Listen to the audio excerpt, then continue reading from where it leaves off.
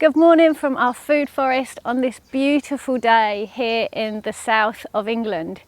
It is the second week of July and our food forest has been a mixture of successes and challenges so far this season. So I'm going to share some of those with you as we go around and have a look at what is happening here today. So firstly, one of our major successes so far this year have been our raspberries, and we have been enjoying amazing crops of raspberries so far this year.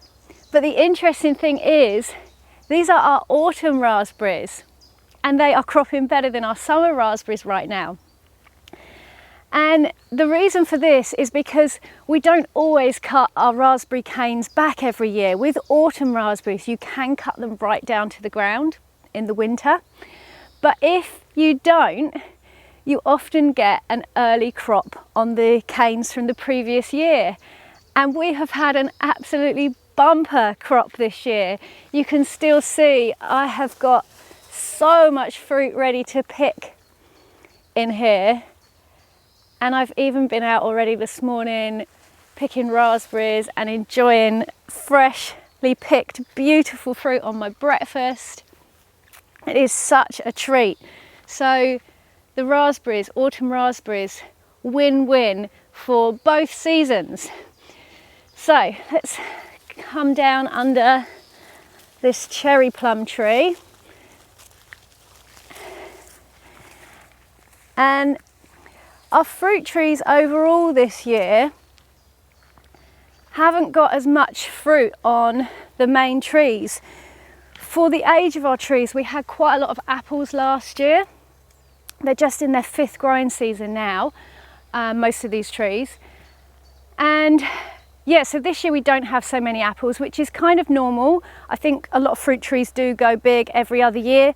Also, this little plum tree last year was absolutely laden in plums for its size. And this year it's just got literally a handful of fruits on it. But I think this is also potentially a result of 2 consecutive really hard growing seasons. We had a big drought last year, which I think is having a knock-on effect to the trees this year. And also this year we had a 6 weeks plus of drought already. So some of our new plantings and our younger trees are struggling because we can't always get enough water down here regularly enough to really keep things thriving.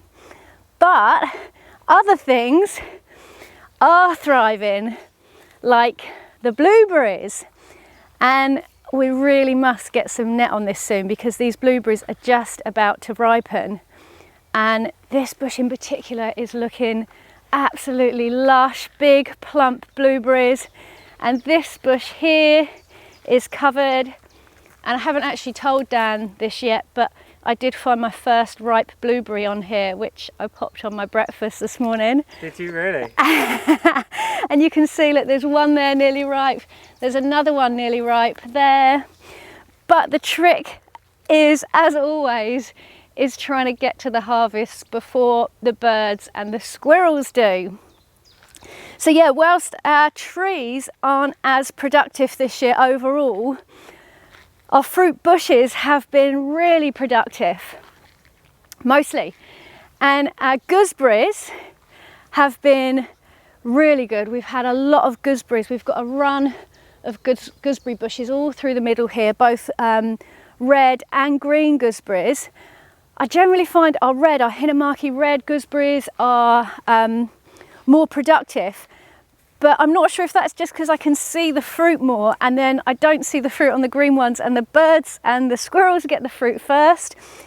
But yeah, there came to a point where we were just casually picking quite a lot of gooseberries day to day, and then they all started going ripe and they all started disappearing fast. So we came in and did a big harvest, put some in the freezer and just enjoyed as many as we could before Mr. Squirrel got to them. I think it was the squirrel anyway. Oh, I'm caught on a bramble here. So this cherry plum here, It should have had a lot more fruit. It lost a lot of fruit to the birds early on, but now they're forming up. We are seeing there is actually more fruit left than we thought there was going to be. So yeah, we're going to have a little basket of cherry plums hopefully this year. The other tree that's doing really well is our pear tree here. This is a family pear tree, and this one only had about 3 or 4 pears on it last year. But as you can see here, it is absolutely covered in beautiful pears, and they haven't dropped off yet. So hopefully we've gone past the June drop, and if the squirrel doesn't come in and munch on them, hopefully this will be a good cropper for the year. Because this apple tree here, last year this one was laden with these beautiful red apples, and then in June they all fell to the floor, every single last one. And it did have a lot more apples on it earlier on last month, but they have been slowly dropping off. You can see down here there's lots on the floor, but at the moment we have still got a good handful of apples on the tree, so hopefully they will stay. But other than that, on our apple trees there is literally just a handful of apples, like 3 or 4 apples on each tree. So yeah, not so many apples this year, but hopefully a good year for pears. This little blackberry bush I need to get in and finish, blackcurrant bush, I need to get in and finish harvesting from this one. We've not had as many blackcurrants as we normally have. They are normally probably our main crop in the food forest, because we tend to find the birds seem to leave the blackcurrants alone a bit more. I'm not sure why that is. But last year I gave all of our blackcurrants a really hard prune because they were getting kind of crazy. And this year, whilst the birds have been leaving the blackcurrants alone, it seems that I think our resident squirrel has taken a liking for them, because this little bush here was ladened and this little bush under the tree here was ladened, and I haven't harvested any of those, but they're all gone. And Mr. Squirrel comes in from over here, so yeah, I'm pretty sure it's him that's been enjoying a feast on our blackcurrants. But it's all good because we've had extra raspberries, and looking about the place we have got a big crop of blackberries coming as well. I'm getting all my words confused this morning. So yeah, so as always, one year something is good, another year something else is better, so it all balances out. Red currants, oh my gosh, I'm not sure what to do about these bushes. We've got 3 red currant bushes, 3 or 4 actually, and they have been laden with fruit, but literally the second they ripen they get taken by the birds. So there's never enough ripe at any one time for me to harvest and do something with. Now also, even when I try the most ripest looking ones, they're quite seedy and still ever so slightly tart. But this year I have tried a few that have been better than other years, but yeah, we just seem to never be able to beat the wildlife to the harvests. But still, they look absolutely stunning, and I love seeing the bright red berries dangling here. So yeah, all good. Since our last tour, I have put in 3 mushroom beds into the food forest. So there's one here under this apple tree. If we come down here, minding the cherry plums, I've got another mushroom bed here under this cherry tree, and then there's another one up the top tucked underneath the flax that we've got at the top of the food forest. So I'm trying to give them at least some partial shade, but I've been doing as best I can at keeping these wood chips moist. We have actually had a good amount of rain over the last week, so that has helped, but yeah, I probably need to be watering them more. I'm not sure how they're going to go. The birds have been kicking all the wood chip around, and you can see they've been ripping up the layers of cardboard, so I've been trying to sweep it back in at times, but hopefully there'd be enough of the mycelium that I inoculated with to still get things going. And it's King Stropharia wine cat mushrooms that I've put into the food forest here, so if we're lucky we might get a crop by the end of the summer if they get enough moisture. Otherwise, yeah, we'll just have to wait and see, maybe next year.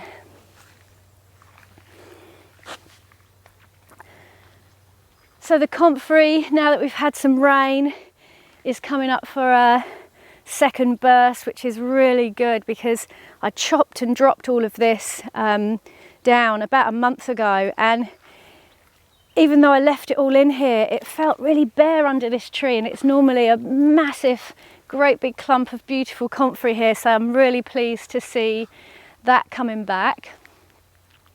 Like I say, some of our newer plantings are struggling a little bit because of the lack of water, particularly down the bottom. It seems quite dry where there's a lot of open space, but this lavender, this was a new addition this year, and that one's just getting going, which is nice to see. And I've got lots of other little herbs and things that I've dotted about the place. They're slowly taking off.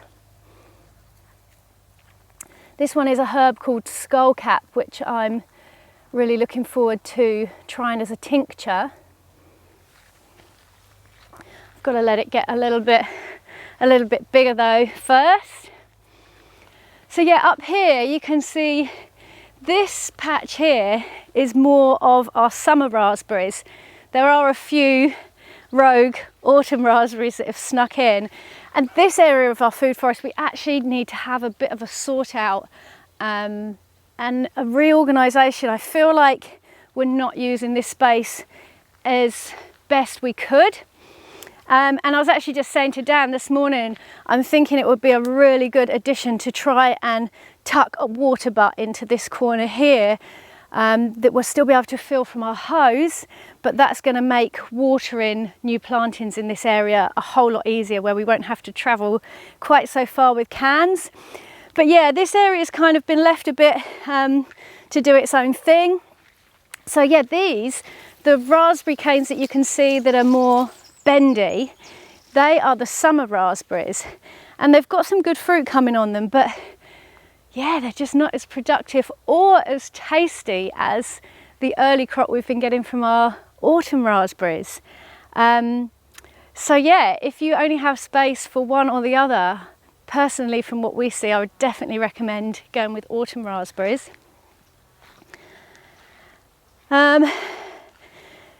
Here, these are edible lupins, and I have dotted these around the food forest in a few different places, but this little patch here in the full sun area are the ones that have done the best, and you can see they've actually got some good sized seed pods on them.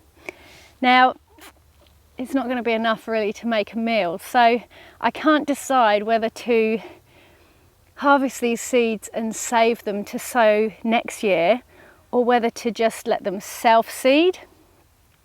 The self-seeding might be a bit of a risk because we do have a lot of voles in the food forest, and I was actually saving some pea seeds to dry just this week, and I noticed they have been eaten. So yeah, I think I'm probably going to have to harvest these soon and just save the seed and re-sow next year, which is a shame because I'd much rather just let nature kind of take its path with everything and let it do it naturally. But sometimes until the system finds its balance, we need to intervene, I guess.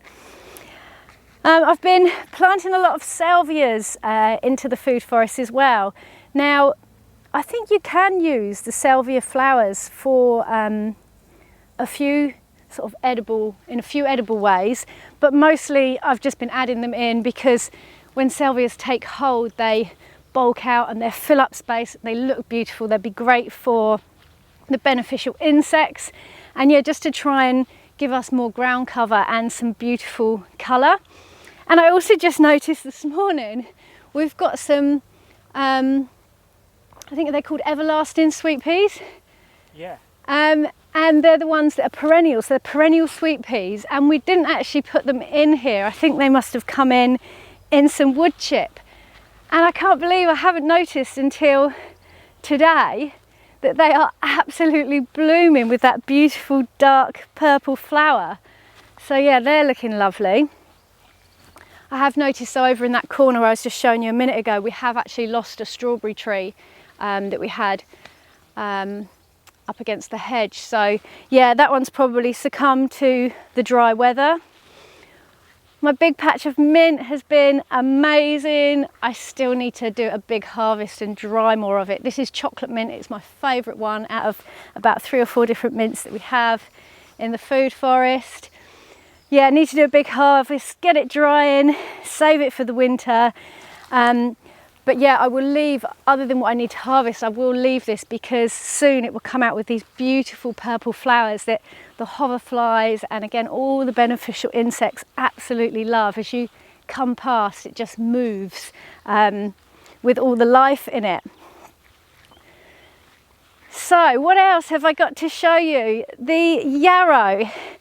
Now this yarrow is looking absolutely stunning at the moment, but it is something that we feel we need to control a little bit because it does spread and self-seed very easily. So I'm actually hoping to harvest some of this yarrow soon because I really would like to make a salve with yarrow and calendula, because that'll be really good for bites and stings and all those kind of things. So I'm going to harvest some soon, but one of my missions with the yarrow this year is to deadhead it before it runs to seed, in hope that that kind of keeps it in the positions it's already in a little bit more.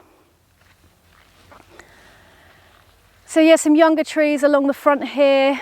We could have done with watering these more than we have been, I'm sure, but like I say, now we've had a bit of a dose of rain, things are looking a lot happier. I've also been dotting perennial kale and perennial broccoli through the food forest. This is one of our 9-star perennial broccolis here. I've been having to put the cage on because they were getting stripped by the pigeons otherwise. And then just behind it here is one of our young elderberry trees.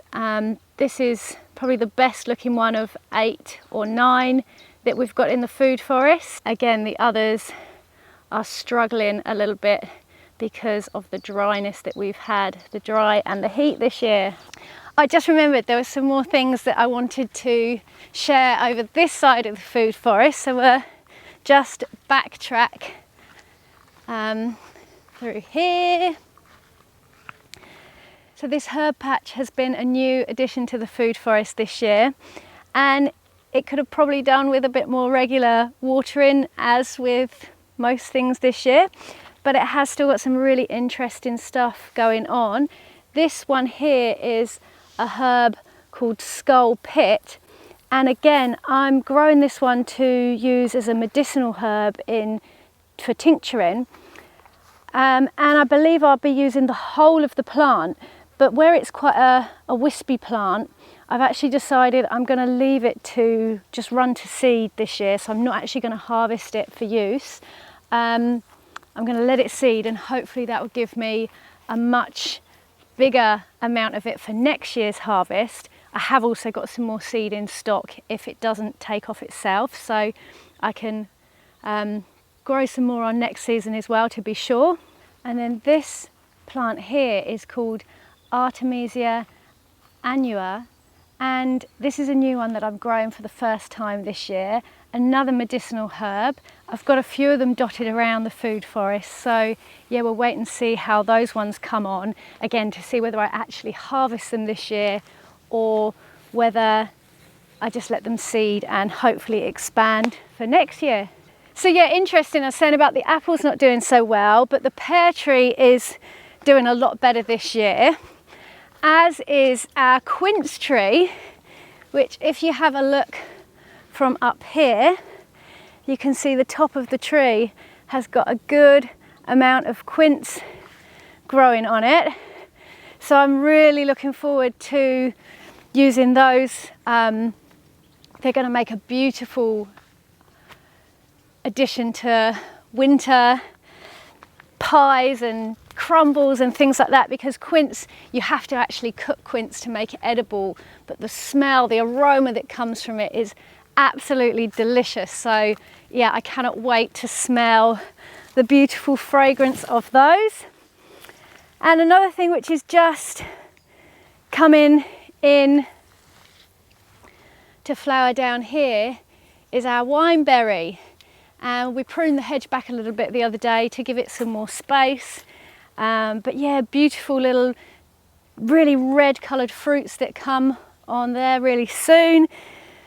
So yeah, looking forward to those as well. But plans that we've got for the food forest going forward, although I know we're doing it a little bit backwards, we are planning on adding quite a lot of nitrogen fixing trees. We're going to be putting acacia into the food forest. I really love those trees. They're beautiful, wispy, beautiful fine leaves. So yeah, I'm starting to pay attention to where we've got gaps where we can add some of those in for the future.